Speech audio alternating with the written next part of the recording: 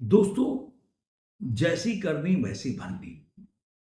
मैं ये बात बोलता इसलिए हूँ, कई बार मैं अपनी बातों की शुरुआत जो करता है, ऐसे कोट्स आ जाते हैं मेरे मन में अनायास ही, तो उसके बाद मैं बोल बोल देता हूँ।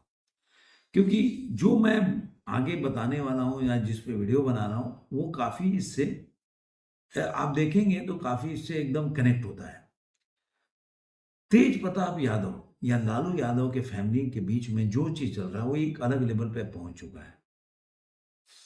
मैं ये बात जैसी करनी वैसी कर भरनी क्यों बोला? अब जो लोग मानते होंगे कि अरे यार तेज प्रताप यादव ये बड़ा सनातनी है भगवान का, आप उस जगह पे चले जाइए उस दौर में जब यही तेज प्रताप यादव ने, देखिए मजाक की बात अलग है, तेजू भैया बोल के आप मजे ले लो वो तो अलग बात है।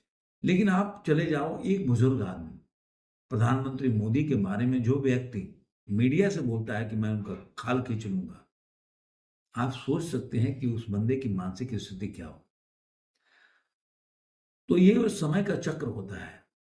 आपने याद होगा कि जब यहाँ पे जब कंगना रनौत के घर को गिराया जा रहा था और किस तरह से संजय राउत ने बोला था कि उखाड़ दिया, और कंगना रनौत ने एक बात बोली थी उद्धव ठाकरे का नाम लेके कि ये समय का पहिया है। वो बात वायरल हुआ था कब? ये वायरल हुआ था जब उद्धव ठाकरे की सरकार भी गिर गई। आज लोग जो असेंबली इलेक्शन तो छोड़ दीजिए, जितने भी लोग लोकल बॉडी का इलेक्शन हुआ उसमें भी वो लोग बुरी तरह से हारे, बीएमसी के इलेक्शन में बुरी तरह हार गए। तब ये हुआ कि ये हाय लगती है। आप अपने शक्तियों का जब दुरुपयोग करते हो अपने पावर के टाइम पे, तो जैसी करनी वैसी भरनी का ये जो मुहावरा है चरितार्थ होता है। राहुल, जब लालू यादव के पास पावर था, मुख्यमंत्री थे, उन्होंने बिहार में, जब मैं बिहार से बिलोंग करता हूँ, बिहार में जो उन्होंने किया, उनके पार्टी ने जिस तरह से लूट खसोट और जो भी आप एक वीडियो में नहीं बना सकते, जो भी गलत काम होगा वो सब काम उन्होंने किए। कोई भी ऐसा काम नहीं है जो यार यार ये छूट गया। तो लालू यादव की सरकार, उनके जो लोग थे वो सारे गलत काम किए जो आपके जहन में आता होगा, चाहे औरतों के प्रताड़ना से लेकर कोई भी कार्य हो, मतलब औरतों को उठा लेना, मार्केट से उठा ले जाना, लोगों की गाड़ियां छीन लेना, शोरूम लूट लेना, इस तरह का आप कोई भी आपके दिमाग में जो भी बदमाशी आती होगी ना, तो वो सारे उन्होंने की। और इसको अपना वो, मतलब वो बोलते हैं ना, दम्भ से बोलते थे। डीजीपी को से खनी मनवाना और उसको ह्यूमिलिएट करना, किसी को पानी लाने के लोटा के बोलना, इस तरह का काम। डीजीपी हो गया, पुलिस कमिश्नर हो गया, बोले लोटे में पानी लेकर, इस तरह का वो करते थे। आज भी वो रस्सी जल गई पर अटन नहीं गई। आपने कई वीडियो देखा होगा कि पूजा कर रहा है बंदा, कुर्सी पे कुर्सी पैर रख के बैठा है, कोई मिलने आ रहा है उसकी तरफ देख भी नहीं रहा। लेकिन जिस तरह से उसकी फैमिली की हालत हुई है, जो दूसरे के फैमिली को बर्बाद किया, आज उसकी फैमिली की स्थिति देखिए। चुनाव के पहले जो स्थिति हुआ वो तो देख ही लिया कि कैसे तेज प्रताप यादव अलग हुए, मीसा भारती बाद में वापस चली गई। उसके बाद आपने देखा कि किस तरह से जो रोनी आचार्य, जो दिन भर वो भी मोदी जी को दिन भर शब्द बोलती थी, अरे मोदी जी का उम्र कितना है, आप विरोध करो, लेकिन जिस लैंग्वेज में आप मोदी जी के लिए संबोधित करते हो, जिस लैंग्वेज से, जिस शब्दों से, वो बताता है कि आपकी संस्कार क्या है, आप किस परिवेश में पले बड़े हो। लालू यादव ने यही शिक्षा अपने बच्चों को दिया जो आज उनके सामने आ रहा है। आज एक दूसरे पर एकदम सब, मतलब लठ सामने लेके खड़े हैं, एक दूसरे के ऊपर तान के खड़े हैं। ये तो चल ही रहा था, बीच में देखा कि तेज प्रताप यादव को किसने निकाला गया, अनुष्का शर्मा की वजह से। अब एक नया ट्विस्ट इसमें आया कि अनुष्का शर्मा को बच्चा हुआ। इस पे तेज प्रताप यादव को कई लोगों ने बता दिया कि उसमें जीतन मांझी भी थे। अब इस पे भड़क गए तेज प्रताप यादव। वो प्रेस कॉन्फ्रेंस के कई इंटरव्यू तो मैं देख चुका हूं, जिसमें बोल रहे हैं कि मैं अनुष्का शर्मा को जानता नहीं, उसे कोई मेरा लेना देना नहीं है। और वो 4-5 लोगों का नाम बता रहे हैं जो उनके खिलाफ साजिश कर रहे हैं। सुनील सिंह, शक्ति सिंह, सभी, कौन सिंह यादव, कौन, ऐसे लोगों का नाम उन्होंने लिया। उसमें आलोक भट्ट का नाम भी लिया कि जाके अनुष्का से पूछो वो कौन है। मतलब उनके कहने का मतलब है अनुष्का का बच्चा जो उनका है वो उनको नहीं जानते, वो जो फेक मैं डिप्रेशन में चल रहा हूँ, मैं सुप्रीम कोर्ट जाऊंगा, मैं प्रधानमंत्री मोदी से मिलूंगा। ये मोदी से मिलूंगा, वो एक बड़ा ट्विस्ट था। देखिए चक्र जो होता है ना, पहिया कैसे घूमता। जिस मोदी को तुम गाली दे रहे थे, जिस प्रधानमंत्री मोदी के लिए तुम अपशब्द इस तरह खाल खींच लूंगा कि बातें बोल रहे थे, आज उसी चौराहे पे जाने के लिए आप बेकरार बैठे हो। आपने दही चूड़ा का पार्टी दिया और बीजेपी वालों को बोला कोई नहीं गया, क्योंकि आपको आपके करनियों की सजा मिल रही है, पूरी फैमिली।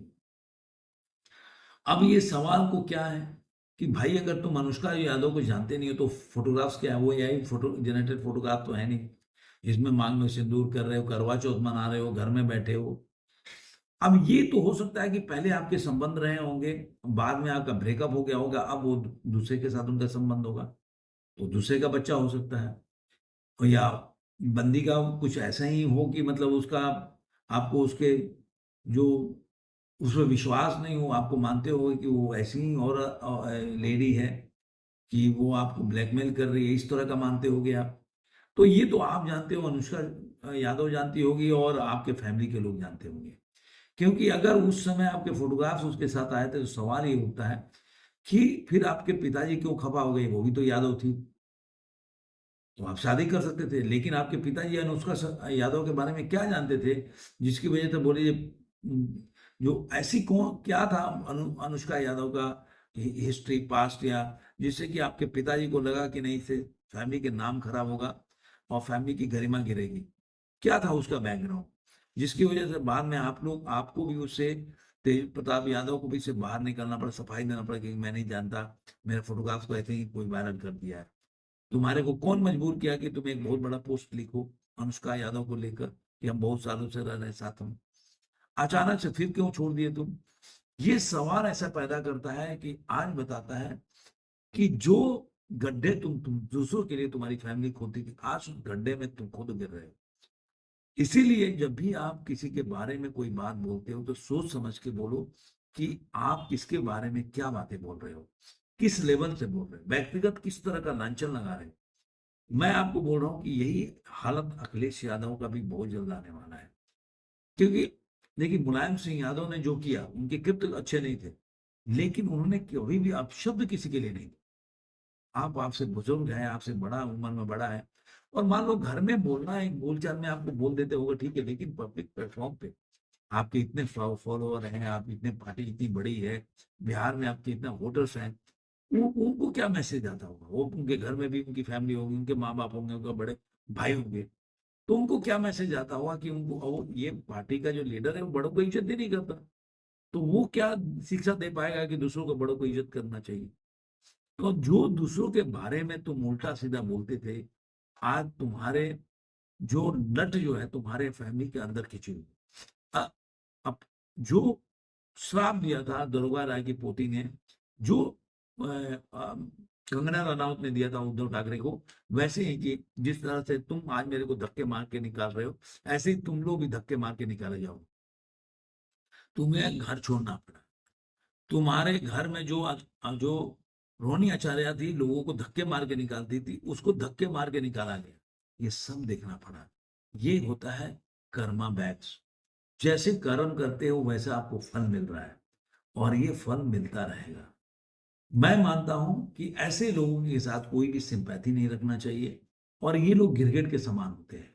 जब इनके बुरे वक्त आते हैं तो ऐसे ही किसी के सामने घुटने देंगे, क्योंकि भगवान तो सजा दे रही है, उनको ऊपर वाला सजा दे रहा है। जिस तरह के उन्होंने बिहेवियर किया, आप देखिए राहुल गांधी, आप ऐसे लोगों को उठा के देखिए, जो राहुल गांधी, आप भले कितना भी प्रधानमंत्री को और पाप किए जा रहा है बंदा, कि प्रधानमंत्री पैसे लांछन लगाना, उनके उनके जो आईटी टीम वाले हैं तरह तरह के वीडियो बना के, फेक वीडियो जो जेफरी एस्टीन के फाइल के नाम पे बना के और डालना, ये सब निकलेगा। अभी तो पहले वाला पापों का सजा मिल रहा है कि जो लोग अपने को राजकुमार समझते थे और सड़कों पे कभी दिखते नहीं थे, वो लोग सड़क सड़क छान मार रहे हैं, सड़कों पे बैठ रहे हैं, प्रोटेस्ट कर रहे हैं, चाहे प्रियंका गांधी हो चाहे राहुल गांधी हो।